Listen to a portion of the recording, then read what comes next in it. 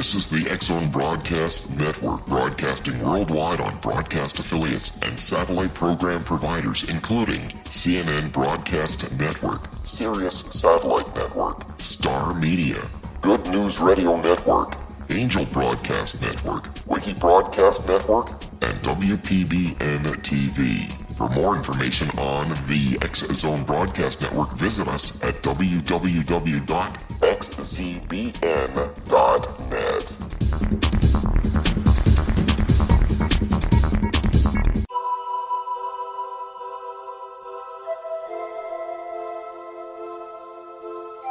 If you're a seeker, don't miss the inspiring book Shamanic Awakening, Between the Dark and the Daylight. This remarkable work chronicles shamanic counselor and indigenously trained dream decoder Sandra Cochran's 35 years of experience with diverse wisdom keepers throughout the Americas. Sandy's initiations across the British Isles, Turkey, Greece, and Egypt, combined with her knowledge of symbology, psychology, and myth, influence her dream blog and workshops.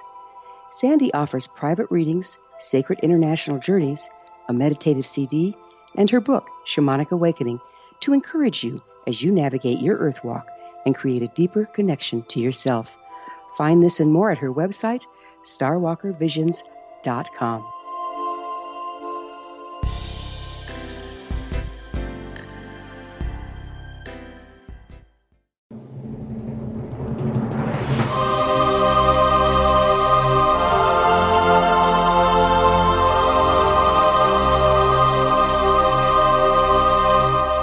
The Science of Magic with Gwilda Wiyaka is largely an opinion talk show. All opinions, comments, or statements of fact expressed by Gwilda Wiyaka's guests are strictly their own and are not to be construed as those of the Science of Magic or endorsed in any manner by Gwilda Wiyaka, Relmar McConnell Media Company, its affiliated networks, stations, or employees.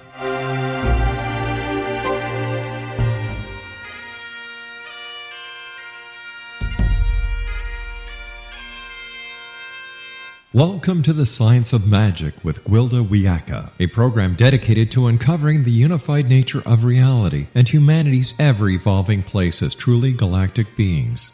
For more information on the Science of Magic with Gwilda Wiyaka, visit us online at www.thescienceofmagic.net.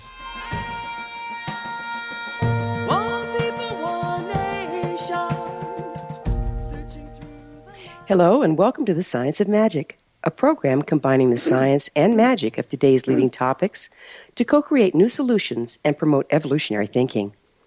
We're coming to you through the leader in responsible paranormal and alternative science programming, the X-Zone Broadcast Network, xzbn.net, and can also be found on our website, thescienceofmagic.net. I'm your host, Gwilda Wiyaka. This hour we'll be exploring spirits, the good, the bad, and the ugly. There's much talk of spirit, yet little explanation of what it is. From ghosts, possessing spirits, and demons, to helping spirits, animal spirits, and angels, every account is different to the point of being downright contradictory. Often I hear people say, "Spirit told me to do this or that," or "My guides instructed me to," you fill in the blank. With the purportedly large population of ghosts, demons, and possessing spirits, it leaves me wondering how the individual knows whom they're speaking with, much less the wisdom of following the advice. After all, just because they're dead or immaterial doesn't mean they're smart. Please don't misunderstand. It's not to say I don't believe in spirit. As a shamanic practitioner, spirit's my business. What I am saying is that in recent times we seem to have lost perspective as to what spirit is and what our responsibility is in the landscape of the unseen. Let's talk about so-called negative spirits. We often view negative spirits as demonic things that are always bad to be disposed of or taken to the light, whatever that is, at every opportunity. This inevitably instigates a battle mentality in which we polarize against the evil spirit and blame it for all our woes. Armed with sage, bells, holy water, and scorched salt, we take up arms to dispose of said entity.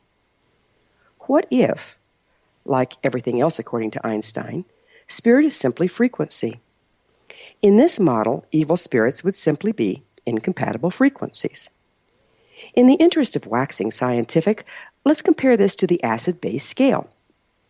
There are various mechanisms in the body that work together to maintain proper pH balance. The acidity or alkalinity of a substance is measured using pH. The pH scale runs from 0 to 14, with 0 being the most acidic, 14 being the most alkaline, and 7 being neutral. On the physical level, our bodies must maintain a pH very close to 7.4. Anything at the far end of the scale, regardless of direction, whether 0 or 14, is harmful to us. If, however, the pH is at 10, it can be corrected by adding a substance with a pH of 4. In this model, evil becomes relative and dependent upon ambient condition. As above, so below. Spiritually speaking, if we aren't living in a balanced way, we require a frequency correction to function well. The correction required depends upon the imbalance. If we consider acidic, or pH of 0, to be extremely dark, then alkalinity, or pH of 14, will be extremely light. In this model, whether we take something to the light or to the dark is totally dependent upon the imbalance, not whether it's intrinsically good or bad. Regardless of how we frame it, maintaining spiritual balance is very important and much neglected subject in our modern world. In this episode, we'll not only address methods for clearing out imbalanced psychic energy and topics such as spiritual interference, spiritual possession, and spiritual attachment, but we'll also attempt to reframe the concepts in a more scientific format. In an attempt to demystify the subject, we're doing a topic-driven episode series on spirit, in which we'll speak with various experts on the subject. With us this hour to help demystify the subject of spirit is Diana Burney, author of Spiritual Balancing, a guidebook for living in the light. Diana has over 40 years' experience in management, counseling, marketing, and education. She's a registered nurse, certified hypnotherapist, and ordained minister of the Order of Melchizedek from the Sanctuary of the Beloved in New York. She's also a certified Reiki master teacher as well as magnified healing practitioner. She holds a master's in education from Cleveland State University and a doctorate of divinity from the College of Divine Metaphysics in California. After this commercial break, I'll introduce Diana, and together we'll explore the science and the magic of spiritual cleansing, so don't go away. You're listening to The Science of Magic. Our current episodes are aired daily on the XZ Broadcast Network, xzbn.net.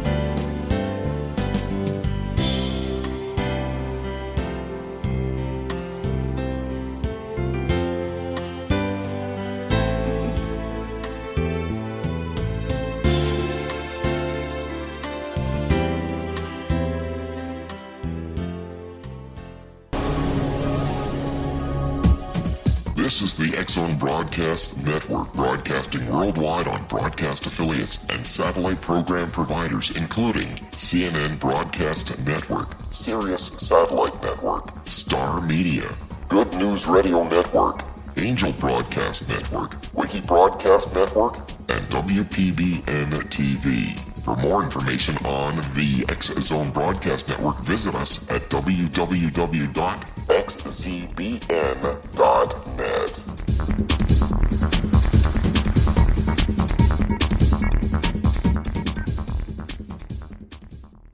How would you like to be able to read other people's minds? Well, the next best thing is here. When you know how to read a person's name, you know how the person thinks, feels, and behaves. Each letter in our name holds a key to unlock our true essence. Our name contains both our gifts and challenges in this lifetime. Mnemology science discovers personality secrets hidden in the placement of the letters of our names, including the first and last impression people remember about us. Sharon shows us how to interpret the arrangement of letters as outlined in her book, Know the Name, Know the Person. Sharon Lynn Wyeth created mnemology science after 18 years of research and testing her theories, and has supported thousands of people around the world in understanding themselves and others better. You'll enjoy Sharon's unique teachings as she shares her system to learn the gifts behind your given birth name. Even if you don't like your birth name, there are jewels in this book. If you're thinking of changing your name, ready to name your child, or wanting to get along better with others, this is the book for you. If you'd like to improve your relationships and change your life for the better, get the book today, Know the Name, Know the Person, or visit www.knowthename.com. That's www.knowthename.com.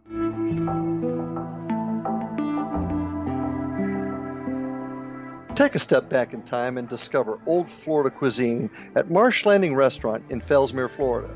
Enjoy delicacies such as frog legs, gator tail, catfish, and swamp cabbage, or enjoy the more traditional cuisine such as hand-cut Angus steaks, ribs, and seafood. Join us for breakfast with a southern flair featuring sweet potato pancakes, biscuits and gravy, and much more. Planning a party?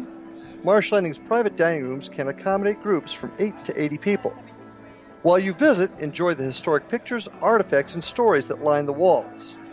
Marsh Landing is truly a unique experience. Marsh Landing Restaurant, 44 North Broadway in historic downtown Fellsmere, or visit marshlandingrestaurant.com. Marsh Landing, old Florida cuisine at its best.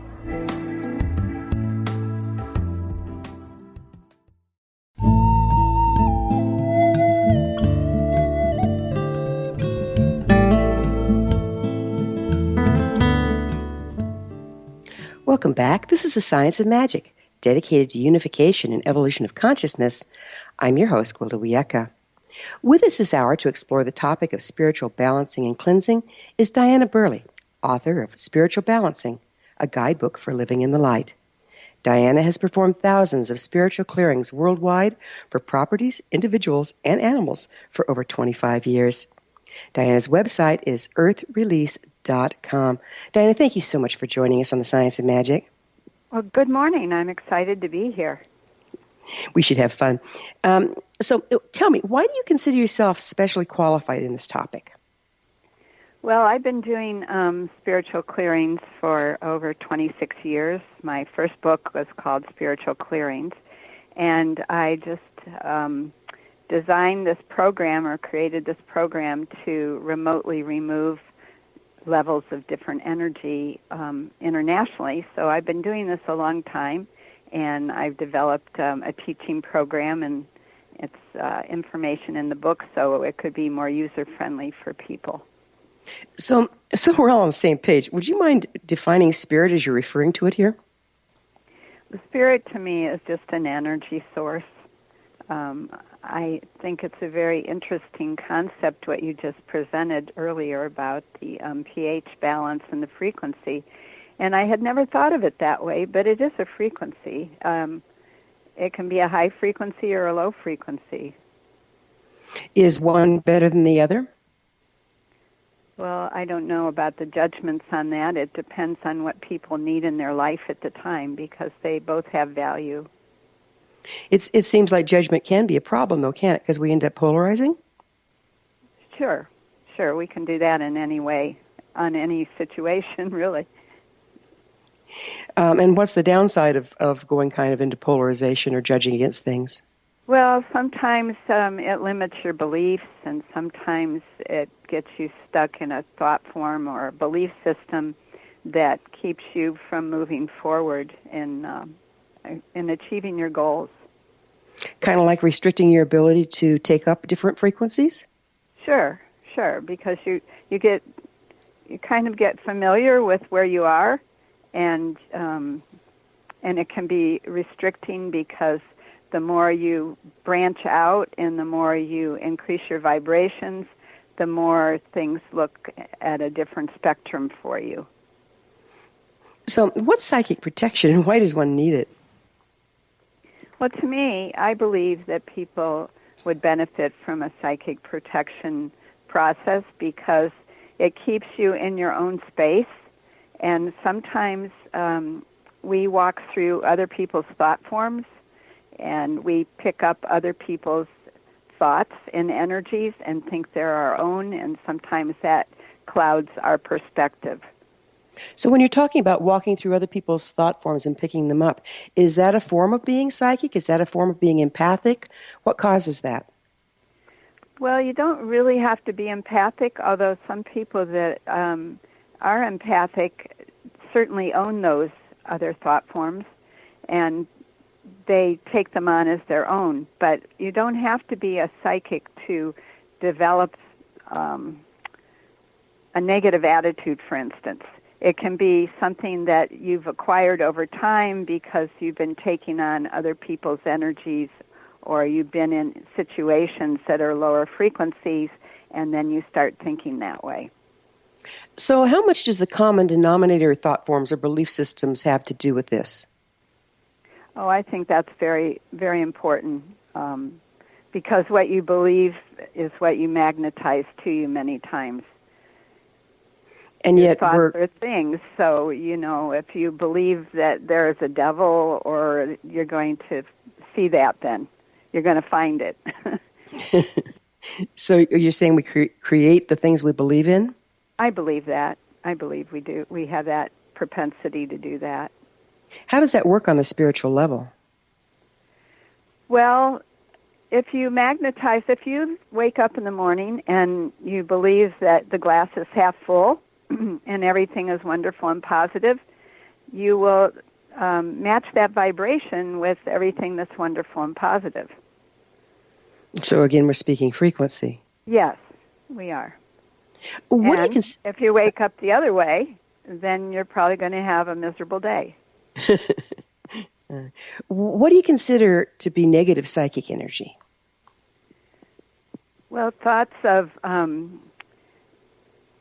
it can go down to self-harm, or it can go out to discrimination for and loss of open-mindedness and loss of love and acceptance and empathy and compassion.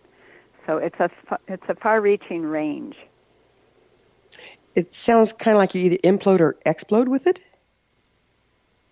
Well, I guess people just try to stay even with wherever they are at the moment, but you can carry it out either way. And there is a universal law, an ancient law, that like attracts like, and there's been lots of information and books on what somebody calls the law of attraction, but we're like a magnet energetically, and so we magnetize the thoughts that most fit in with our frequency and vibration. So after a while, you can be layered with all these layers of negative information, and that would be your belief system, and that would be how you choose to live your life. So far, it sounds like we're talking about thought forms that are coming from other people. Is that correct? Well, they can be from other people, yes, but they can be at a site like a cemetery or a battlefield or a funeral parlor or a hospital. So they can be dropped off because it's an energetic level, and you can walk through them and pick them up in your auric field, and then they become part of you. Where do they come from, if not from other people?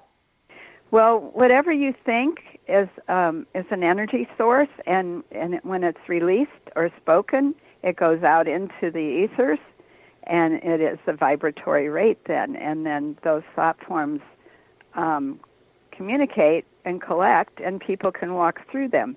So there's been situations where people have gone into a place, and it was very uncomfortable, and they had to leave, but they had no reason to think of why they were leaving. They just knew it felt creepy or uncomfortable or suffocating, and that would be an example that I would believe is accumulated thought forms or negative energy. So it still sounds like you're talking about they originate with a human being at one point or another. Yes, I believe that's true. Are there any negative psychic energy that does not originate with a human being? Well, there's yes, there can be other negative energies. There can be there's a belief that we have off-planet energies that can be influencing us, and there can be energies from other civilizations that it's kind of it's an unscientific concept, so it's hard for me to really give examples because a frequency can be shown scientifically, but for people to understand it, they'd have to kind of experience it. It's like a experiential situation. So how can a person tell if they're being affected by negative psychic energy? Well, one way is if their mood suddenly changes for no apparent reason. Another thing is if they start thinking about things that they don't usually think about, or they had a bad dream, or they start feeling fearful for no reason. And I would say those are situations that either there's been negative energy around them, or they've walked into it, or it was attached to something that they have. So does the psychic energy we've been talking about as thought forms, but you're talking about feelings here. Can it also come from the emotional realm? Oh, yes. Well, I thought those were thoughts too. But yes, they are. The emotions can create that too. Mostly fear and anger are the major ones. Rage and anger and fear and terror and those kind of things can also be released, and they can go out into an energy, and people can walk through that and think that that is theirs, that they own it that way. How about the other side of the scale? How about love and kindness? Yes, and you would know that's a good concept. That you find that when you go into a church or you go into a spiritual place, you feel very open and loving and warm and cared for and nurtured. Yes, so it's all different levels of the spectrum. How can we tell if we're creating negative psychic energy for others through our projection or negative thoughts? Well, one way, I think, is if you want to know what you're projecting, just look around and see how your life is working. Do you live in clutter? Are you negative? Do you have many friends? Are things working for you or not working for you? And the opposite is everything working? Are you happy? Do you wake up joyful? Do you sleep well? Is life an adventure every day? So the barometer can be what's around in your life at the present moment. Well, where does denial fit into this? Well, denial can fit in on any level because you can do the blame game and think it isn't anything about you. They're doing it to me. That's one thing. Or you can blame your parents, or you can blame your ex-husband or wife or your boss. So that's avoiding the whole situation, because change begins with each person, and spiritual growth is an inside job. It's only you can do the traveling. So if we're denying it and blaming it on other people, what does that do as far as our responsibility and our ability to change things? Well, the interesting thing about change is that you have to be uncomfortable to change. If you're not uncomfortable, then you're not going to make any changes or adjustments in your life. So in order to change, you have to know that something is, you have to be aware that you want to be something different or do something different. So there has to be an awareness there, or people will keep on doing the same patterns over and over. By this, then, sometimes feeling negative can be a catalyst? In such way, I'm not clear. So sometimes if we're not feeling well, we're not feeling right, we're not feeling like our life is working, that can serve as a catalyst for change? Oh, yes. If you want to say, I've got to do something to have an attitude adjustment. This isn't working for me, and I've got to, go to church, or I got to say some prayers, or I need to start painting, or, yes, I think that is the word is catalyst. That's a great word for what I'm talking about. Well, we're going to have to take a quick break. Diana and I will return to our discussion on the flip side, so don't go away. We're coming to you through the X-Zone Broadcast Network. Don't miss the other fine shows and hosts on xzbn.net.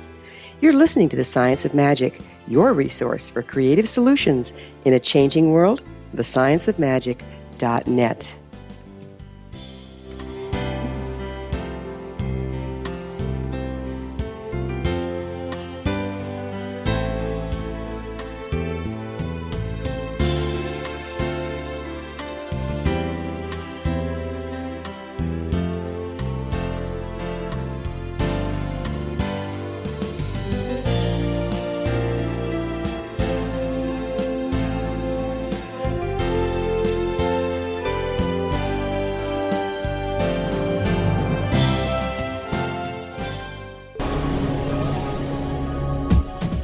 This is the X-Zone Broadcast Network, broadcasting worldwide on broadcast affiliates and satellite program providers, including CNN Broadcast Network, Sirius Satellite Network, Star Media, Good News Radio Network, Angel Broadcast Network, Wiki Broadcast Network, and WPBN TV. For more information on the X-Zone Broadcast Network, visit us at www.xzbn.net.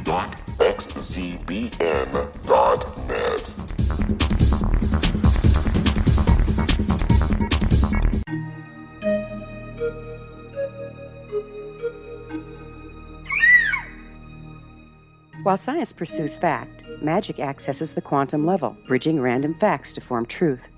As long as science and magic remain separate and polarized, the truth cannot be known. I'm Gwilda Wiyaka. Join me on the Science of Magic radio program, dedicated to unification and evolution of consciousness. During each episode, I'll be speaking with experienced and respected scientists and mystics. From astrologers to astronomers, from medical doctors to shaman, the scientific method to dowsing and intuition, we'll weave together information from seemingly divergent practices to promote unity and enlightenment. Join me, Gwilda Wiyaka, and the Science of Magic right here on the Mutual Broadcast Network. For more information, visit www.thescienceofmagic.net. Gibbs A. Williams, Ph.D., is a practicing psychoanalyst, supervisor, researcher, and author in New York City. Much of his life has been dedicated to understanding nature and the uses of meaningful coincidences or synchronicities. His radical and original non-Jungian, non-mystical, non-magical theory of synchronicities illuminates much of the fog surrounding this challenging and perplexing topic. His ideas and manners are fresh, presented in a style that is both entertaining and highly informative. He is also an expert on crisis intervention, specially focused on violence reduction for the police and citizens, mastering anxiety, frustration, and stress without the use of medication, and effectively preventing and treating heroin addiction. Dr. Williams can be contacted at his email address at gwwilliamsny11@aol.com or visit his website at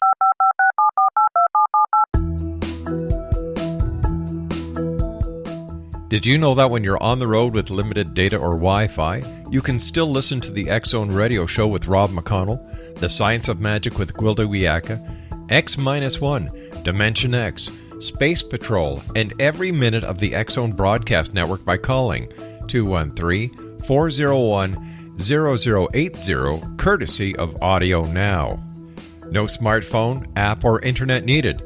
It saves your data plan, and it's free if you have unlimited minutes.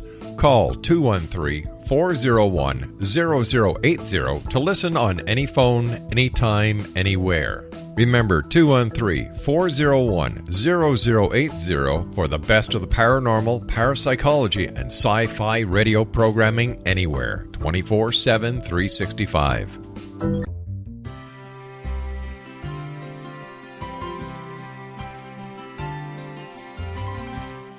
True healing must address 4 levels: physical, emotional, mental, and spiritual, for us to live joyful and productive lives. We tend to treat 3 of the 4, leaving the spiritual languishing.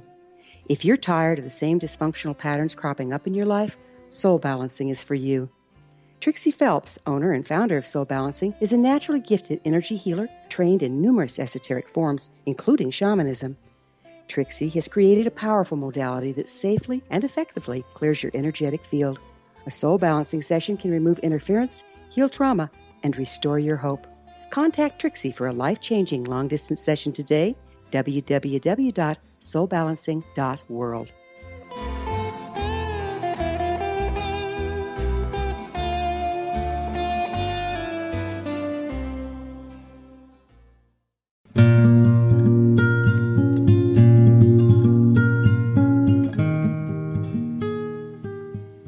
Welcome back, folks. This is the Science of Magic, a place where magic and science come together to promote enlightenment. I'm your host, Gwilda Wiyaka. What we cover is hot. For in-depth exploration of leading-edge subjects from numerous authorities and viewpoints, join our email family to receive our topic-driven episode collections at thescienceofmagic.net. Our guest this hour is Diana Burley, author of Spiritual Balancing, a guidebook for living in the light. Diana, let's talk a little bit about spiritual interference. What is spiritual interference? Well, from my experience, spiritual interference is an attachment that attaches to people's auric field and can manipulate their thoughts or their actions. So where does it come from? What causes it? It can come from a number of things. One, it can be somebody who's passed on that has an attachment and doesn't want to move to the next level in the transition, and they become earthbound, and so they attach to another living person. And sometimes it happens on the battlefield. They're called soul fragments, where people are injured suddenly and are dying, and it went so fast that they get confused and get trapped, and so they attach to another soldier. So how does this attachment happen? I think it's just an energetic situation that energy moves from one source to another and attaches to another being's frequency and vibration. Does the other being alive. Does the other being have to have a level of energetic agreement, kind of like be aligned with them for that to happen, or can they just jump on anybody? Well, sometimes there is a contract, a spiritual contract that was written before this incarnation, and sometimes it's just being in the wrong place at the wrong time, like in a situation. Sometimes you will find that after you've had a surgery or been in the hospital in intensive care or something for a long period of time, that you will come home and have a personality change, or you will feel different emotionally, that you've kind of brought home a hitchhiker of an energy that was at the hospital. And sometimes it can be just being around very negative places where people are using drugs, for instance, and then it will just attach to whoever's around the area. So does it attach to the people using the drugs, or does it attach to the other people? Both. The people with the drugs have those kind of entities which sometimes promote them to take the drugs because they want to live vicariously through what the drug experience is. And sometimes it's just being in that area where there's been a lot of drug activity that those energies are present, and people can walk into those and have them attached to them. It's just an energy. As a nurse, you've been in hospitals. Is there some kind of scientific proof about this going on, this exchange? I'm not aware of a scientific proof of that. I know they have done some scientific studies about the soul leaving the body at death, and that they actually the person's body is lighter by 6 ounces or something like that. But I don't know if they've done any paranormal studies. If they have, I have not seen them printed anywhere. Then how do you find out that this is true? How do you know this is true? It's mostly by people's behavior and reactions and the family's concern. Sometimes after people have a transplant, for instance, they'll have some kind of craving for beer and brats or something that they never ate in their whole life, or they'll have some personality changes.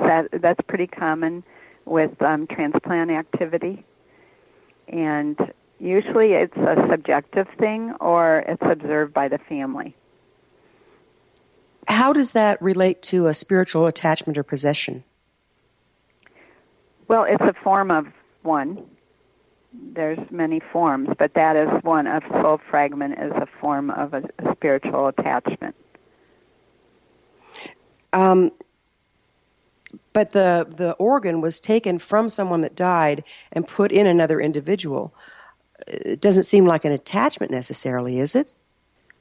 Well, part of the soul fragment might be attached to that organ. I mean, it's a systemic situation. Our body is an electromagnetic field.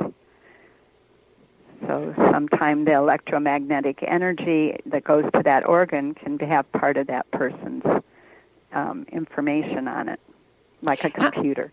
How can you tell if you're dealing with a mental issue, a person having mental problems and delusions, versus someone that's dealing with a spiritual attachment? You know, that's a really good question. I know how to do it because I've been doing this for so long, and I've had experience as a psychiatric nurse, and I've also had my other experiences with spiritual clearings. And I would say that the delusional and the mental illness is more exaggerated and inconsistent, where if someone has an attachment, it's pretty consistent that they always have this anger or this fear, or they did some kind of behavior like self-cutting and they never did that ever before. Like there's been a dramatic change, where somebody with a mental illness, it's probably they have a history. You can tell by the way they talk, and some of their history, what they're saying, what they're communicating to you. But can't that same thing happen if they've had a traumatic event they may or may not remember and a sudden change, particularly in children? Well, yes, children, it's a whole different level, yes. Children sometimes have entities attached to them at the birth experience if they've had a difficult birth, because the birth experience is our first trauma. We're in a nice warm womb, and all of a sudden we get catapulted out into this sterile, cold operating room with everybody wearing masks, and so they come in so an entity comes in because the aura is open because of the shock, and they go through their life with this entity and don't even know it's not theirs until later in life sometime. So yes, it is hard to discern with children. So what makes them different? The children? I mean, can't an adult have a traumatic event that they don't necessarily remember and suffer a dramatic change without it being an entity? No, for sure. That can happen on any age. I was just giving the birth experience as an example. For the first time we have a trauma that situation could occur. Does being born always result in some kind of an attachment? How do we know No. who we are if that's the case? I think we spend our life finding out who we are, don't we? So it sounds like a mixture of the good, bad, and ugly. It might be us. It might be something else. We might have attachments. How do you tell the difference? Well, one way you can tell the difference is to do an entity release, or do some kind of saging, or do some changes in your environment with essential oils or something, and then there's a difference. And when you notice the difference, then perhaps you would understand that there was something there before. You can say prayers, and there's lots and lots of ancient techniques to change the vibrations in a home or around yourself, and sage is probably burning that is probably the oldest one. Why does sage work? Well, it's just got a purification substance to it. That's why the Native Americans used, they used 3 main herbs that I know of for purification, and that was sage and sweetgrass and green cedar. And those had some purities in their essence as plant essence that somehow changed the vibrations in a situation. So in the Catholic Church, for instance, they use frankincense. And I'm sure there's other situations that some people use lemon juice. I mean, there's lots of different things you can use, but they come from the plant kingdom, most of them. It's kind of an interesting idea. Why does this work? Well, it does something to our vibratory rate. It changes the frequencies in our auric field because, again, we're electromagnetic beings. And we have circuits that go through our body called meridians, and we have layers of our auric field, and we have chakras, and we have a lot of electromagnetic situations and systems in our body, and it can change the biochemistry of it somehow and lighten it up. With more light in it, it lightens up. Well, that part I get. But what I don't understand, I mean, we might just be dealing with an energetic imbalance in the body that different herbs or essential oils or drugs can help correct. That's not a possessing spirit. That's not an entity. No, I didn't say that was. No. I'm just saying that sometimes if you use those substances, you will feel better and your environment will feel better, and then you might have realized that there had been something there previously. What if the imbalance goes the other way? What if what you're adding is increasing the imbalance? Well, I don't know of a situation like that, but that certainly is an option. That certainly could happen if you don't have the proper balance. So if somebody I can't think of a situation though that I could relate to about that. If somebody out there thinks, oh, somebody has a possessing spirit, and they start waving sage at them, what can they expect? I mean, is just lighting sage going to take care of it? Does somebody need training? Well, it's a complicated process. I mean, sometimes you have to go to a specialist or a priest or something if it's very severe. But sometimes when you change the vibration in a room or around a person, the other frequency is uncomfortable, and it will go and find a like frequency and leave. So What it's if kind of like a deterrent? What if the frequency, the entity or whatever is attached, is more powerful than the natural expression of the human being? Then who leaves? Well, I always think that if the person doesn't like where they are, they can seek the proper help, and that other energy can be removed, and the person can reestablish equilibrium. If the entity is attached itself, if it's stronger than the individual, how do you know who ends up leaving and who ends up staying?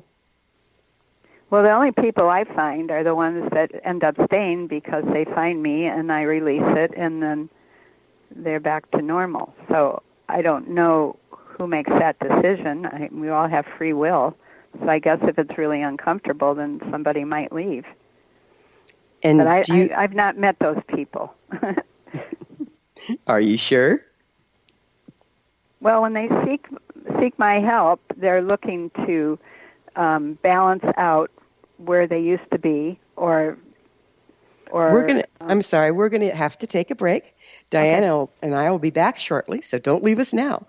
This is The Science of Magic, thescienceofmagic.net, your resource to altruistic professionals of science and the esoteric working to create common ground for the betterment of our world.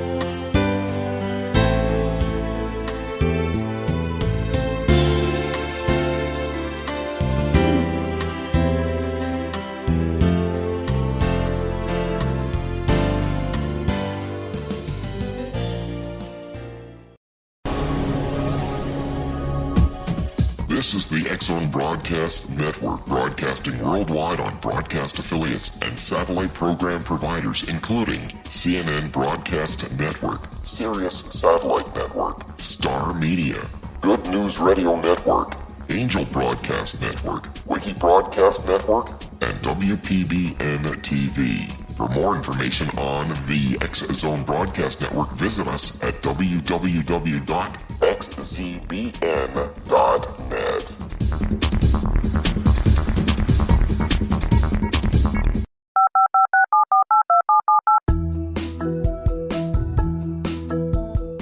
Did you know that when you're on the road with limited data or Wi-Fi, you can still listen to the X-Zone Radio Show with Rob McConnell, The Science of Magic with Gwilda Wiyaka, X-1, Dimension X, Space Patrol, and every minute of the X-Zone Broadcast Network by calling 213-401-0080, courtesy of Audio Now. No smartphone, app, or internet needed. It saves your data plan, and it's free if you have unlimited minutes. Call 213-401-0080 to listen on any phone, anytime, anywhere. Remember 213-401-0080 for the best of the paranormal, parapsychology, and sci-fi radio programming anywhere, 24/7, 365.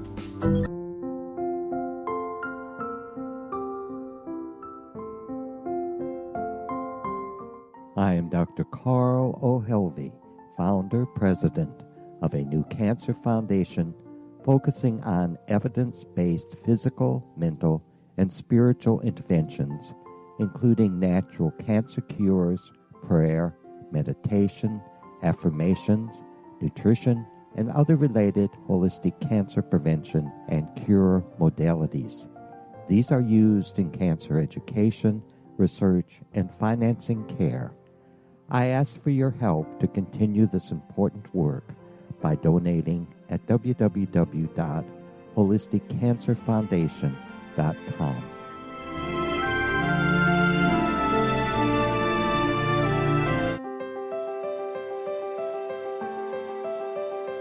Wouldn't you love to know the secret to everything? I'm Dr. Kimberly McGeorge, and on The Secret to Everything, we will merge the practical with open investigation into all realms of the mysterious. We will talk to cutting-edge alternative health practitioners, those who inspire and motivate you in business and life, and of course, we will share stories of the paranormal, conspiracy, and cryptozoology. You will transform because of the frequency I carry, the frequencies my guests carry. Life may never be the same after you listen to this program, for the secret to everything is for you, the listener, for those who desire more in every area of their lives and believe that it can still be found. Listen and discover thesecrettoeverything.com.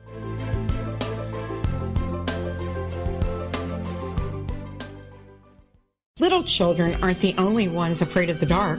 Millions of soldiers return from war zones with PTSD, anger, frustration, fear, and loneliness, much of which surfaces during the darkness of the night. You have the chance to change the lives of these American heroes. Songs and Stories for Soldiers.us provides free MP3 players for these men and women. With a list of 3 million songs in 16 different styles, 100,000 audiobooks, and 30,000 old-time radio programs, every veteran can find something to soothe and comfort them at no cost. All our players contain an 8-hour audio program designed to help veterans fall asleep. With 1,500 plus vets now participating, it's our goal to deliver 10,000 audio players this year. Go to our website at songsandstoriesforsoldiers.us. Help us help a veteran make it through the night. You're listening to the X-Zone Broadcast Network, www.xzbn.net.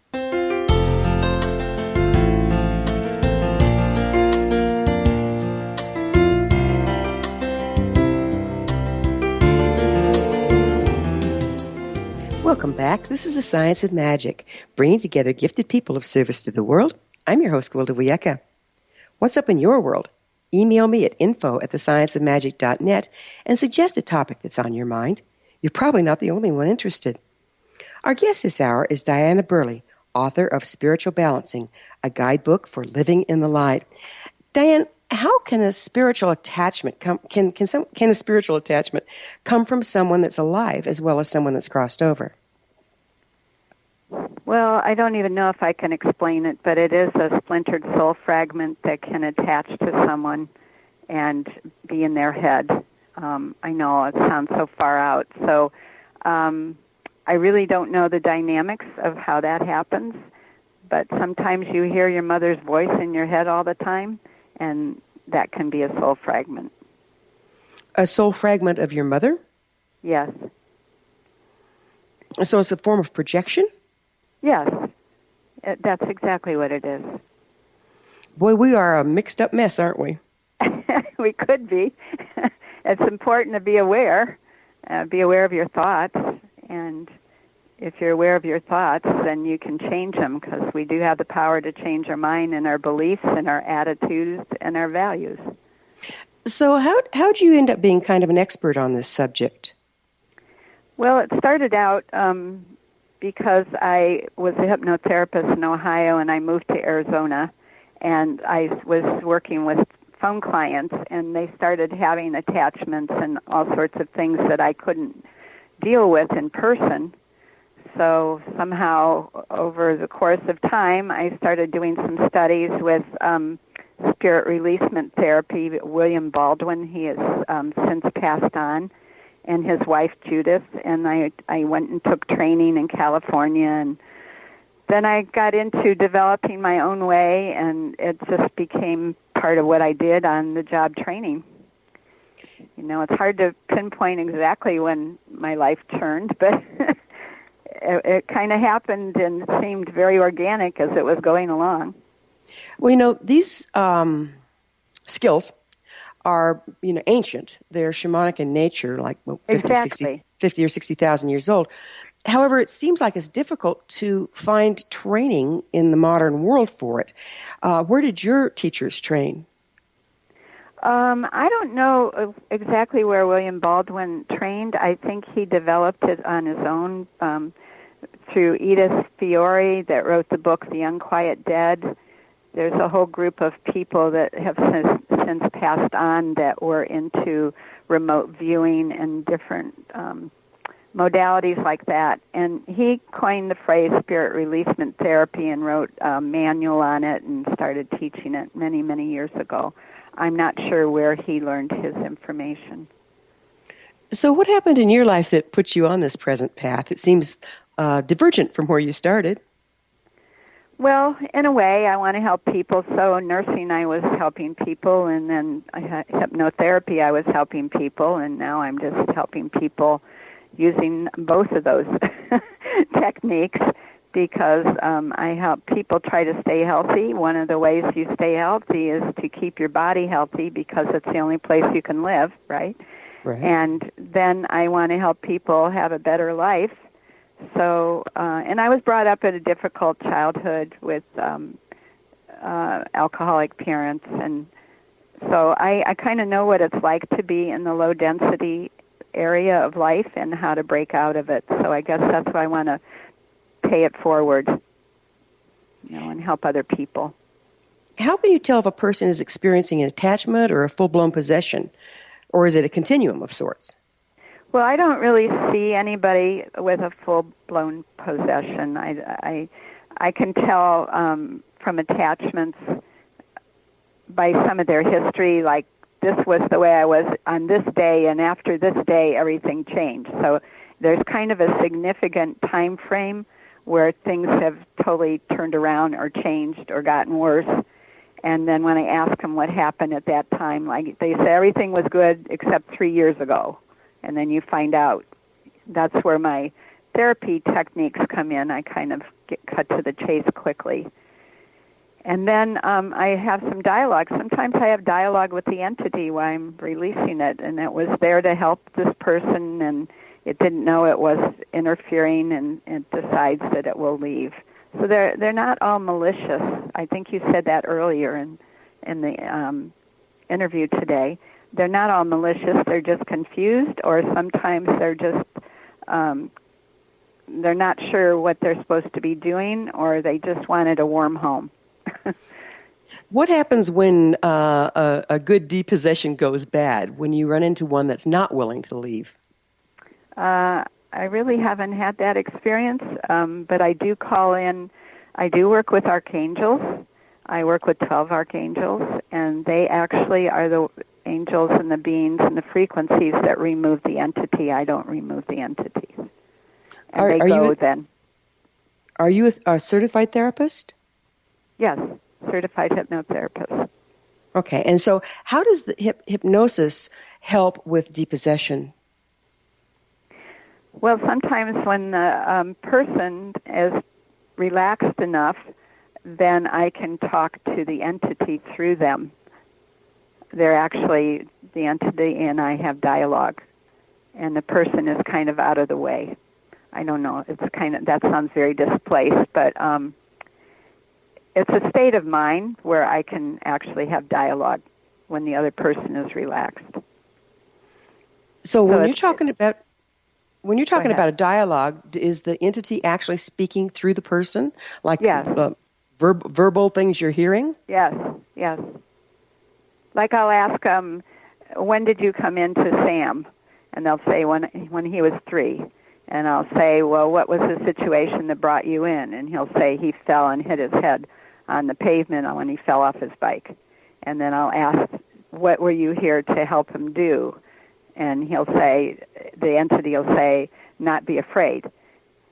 And then I'll ask the person if they want this entity still be around. They'd say no, and then we have this whole process where the person releases it and the entity goes. That's the short version. So when you're working in this way with someone, it sounds like it could be pretty traumatic for the person to suddenly recognize, oh, I've been carrying a possessing spirit since I was 4. Do you interface with psychotherapists then if they start having emotional difficulty around it? I would refer them on, but mostly it's relief. Mostly, I've never had anyone traumatized that I've worked with.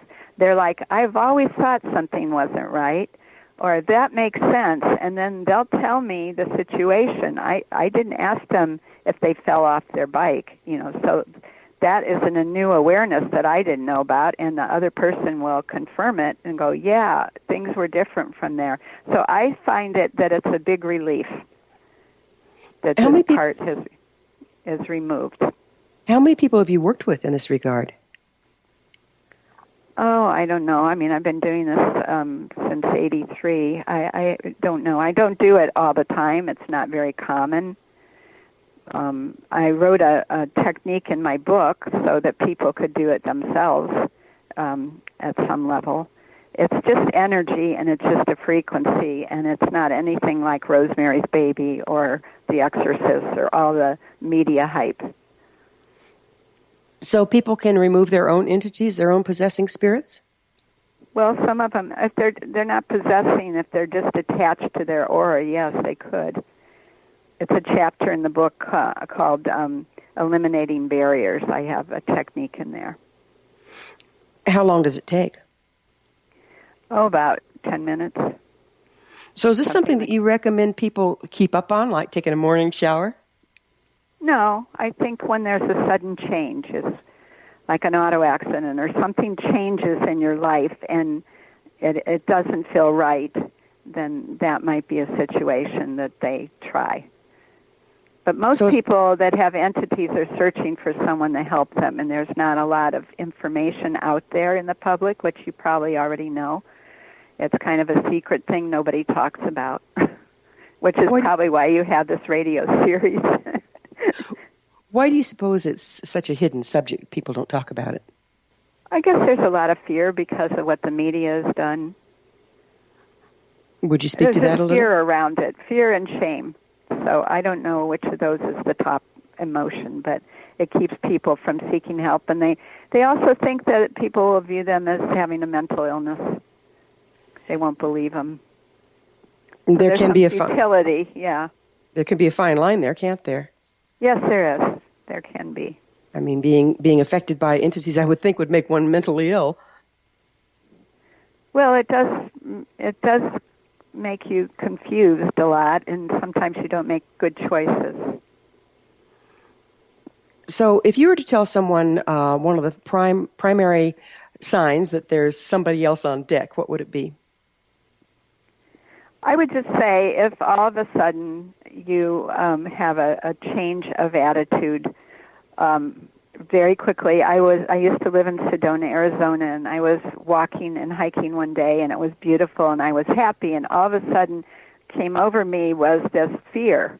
It just was a big fear cloud, and I didn't know what it was. You know, time flies, and I'm afraid we're out of it. Thank you so much for being on The Science of Magic, Diana. Our guest this hour has been Diana Burney. This has been The Science of Magic.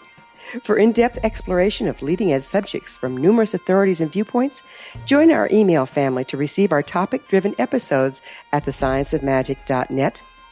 Love to hear from you, comments, questions, or suggestions. Email me at info@thescienceofmagic.net. Until next time, dear ones, may you be blessed with knowledge and comforted with love as you explore the land of spirit.